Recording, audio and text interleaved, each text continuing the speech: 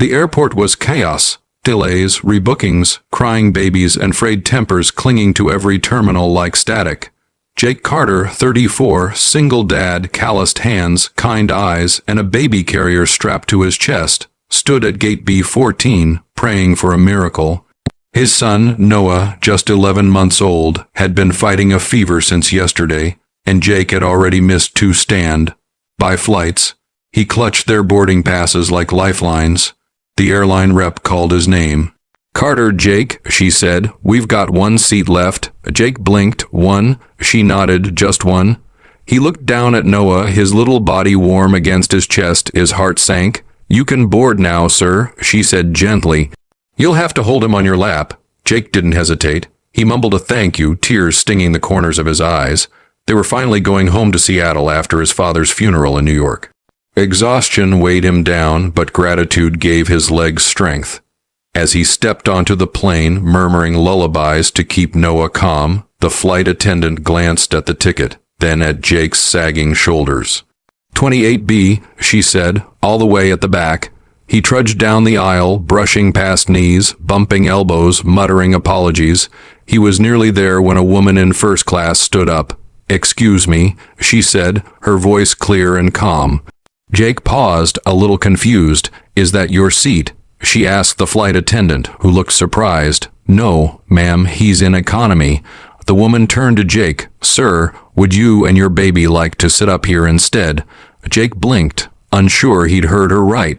I couldn't possibly. You paid for this seat." She smiled. "Yes, I did, and I'd like to give it to you." The flight attendant opened her mouth, but the woman held up a hand. "I insist." Jake was speechless. The baby stirred, and for a moment the whole cabin seemed to lean in, listening, watching. "Why?" he finally asked. She looked at him, really looked. "Because someone once did the same for me, and I never forgot it." There was a quiet moment, a breath that passed through every passenger. The businessman in the next seat raised an eyebrow. A college student took out her earbuds. A child peeked from between 2 seats. Everyone was listening now. The flight attendant gave a small nod. "We can make that happen." Jake hesitated only a moment more before he gently slid into the plush seat, adjusting the baby in his arms. The woman took his crumpled ticket and walked down the aisle with the grace of someone who had just changed a life and didn't need thanks to know it. They landed in Seattle 3 hours later. Jake searched the crowd for the woman, but she was gone. A week passed. Then a letter arrived. No return address, just a small card inside that read, "When my daughter was 2, a stranger gave me a seat in first class so I could feed her in peace. It changed how I saw the world. Pay it forward when you can. Always, L." Jake stared at the card for a long time, tears tracing silent paths down his cheeks. 2 years later, Jake found himself boarding another flight, this time with Noah, now a wiggly toddler, chattering about clouds. As they entered the cabin, he saw a young mother juggling a diaper bag, a stroller, and a screaming infant. She looked like she hadn't slept in days. Jake looked at his ticket, first class. Without a word, he approached her, gently tapped her shoulder, and said, "Hi, would you and your baby like to take my seat?" Her eyes widened in disbelief. "Really?" He nodded. "Someone once did the same for me."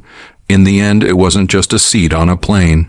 It was a reminder that in a world often too busy or too bitter, one simple act of kindness can echo across years and strangers. It's not about grand gestures, it's about seeing people, helping when you can, choosing humanity over convenience, and remembering that sometimes the smallest seat can carry the biggest heart.